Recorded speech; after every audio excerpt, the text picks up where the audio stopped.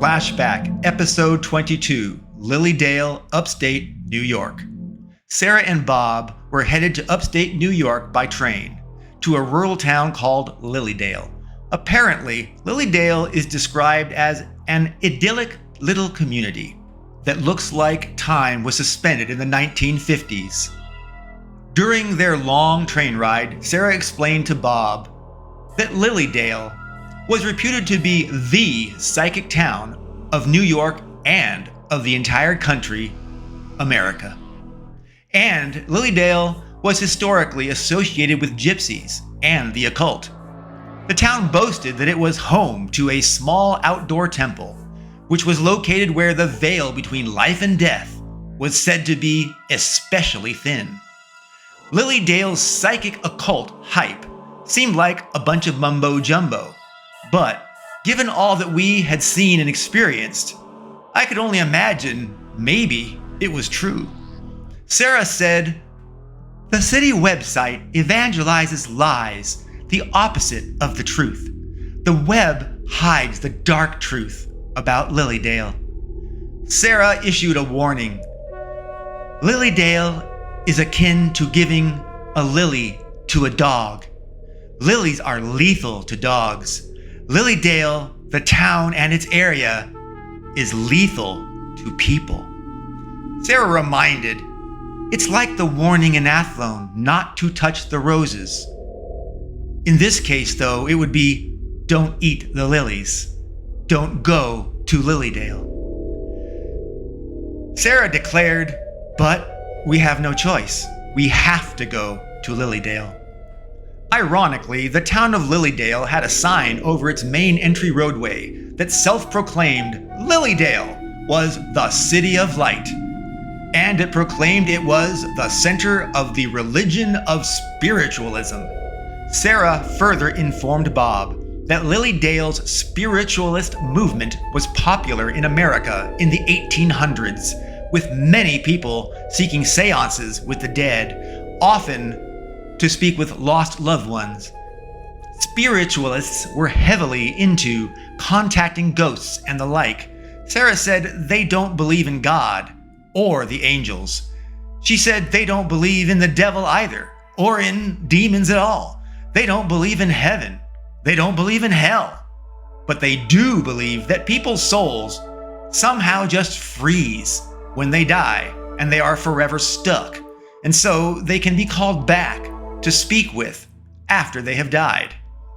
Sarah declared, "They are full of nonsense. They craft fantasies they imagine to protect themselves from their inevitable damnation to hell for abandoning God and His glory."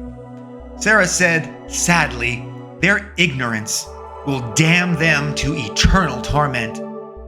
She then added, "Some spiritualists were evil.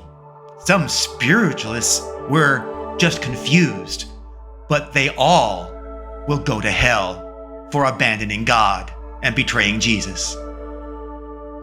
Sarah further explained that the town was actually a center of devil worship, a home to the occult, and allegedly was home to supernatural things and goings-on, including ghosts and spirits. Sarah explained there were reasons that the spiritualists found magic in the area. It was because Lilydale literally overlapped Hell's capital city, called Dis, just in Hell's plane of existence, not in our own plane of existence. Lilydale and Hell's capital Dis existed in the same space, just in parallel planes, alternate dimensions of reality. It's complicated. Well, Sarah and Bob had no events or issues traveling by train and transferring several times to get to Lilydale. They considered seeing Tiny in Lowville, so he could drive them to Lilydale. However, it took less time and fewer train transfers to just go straight to Lilydale by train themselves. And so, there they went, entirely by train. Of course, Bob and Sarah had no car or form of transportation once they arrived in Lilydale. There were no apparent taxis available anywhere. There was only the mostly unused train station. Perhaps Lilydale was such a small and remote town that it didn't make sense for anyone to be a taxi driver, much less just to sit around at a train station, hoping that someone might arrive and want a ride. And so Bob and Sarah walked, they hoofed it, they trekked, all the way from the train station to a Lilydale bus stop. Bob grumped, "Why do we always end up with so much walking? How far is this Soros compound gonna be anyway?" Sarah answered, "Soros's compound is about 6 miles east of Lilydale's outskirts. We'll take the bus nearby, and then we will walk the rest of the way off the main road. We don't want people to see us." Bob nodded. "Okay, that sounds good." Sarah and Bob boarded the bus and were greeted by the bus driver, who was an old, grizzled-haired, gruff man. The most notable thing about the bus driver was his hat, though. It said, "Heed me." That's right, it said, "Heed me," in all caps, written on his hat. Sarah looked to Bob. What does it mean for the bus driver's hat to say, "Heed me"?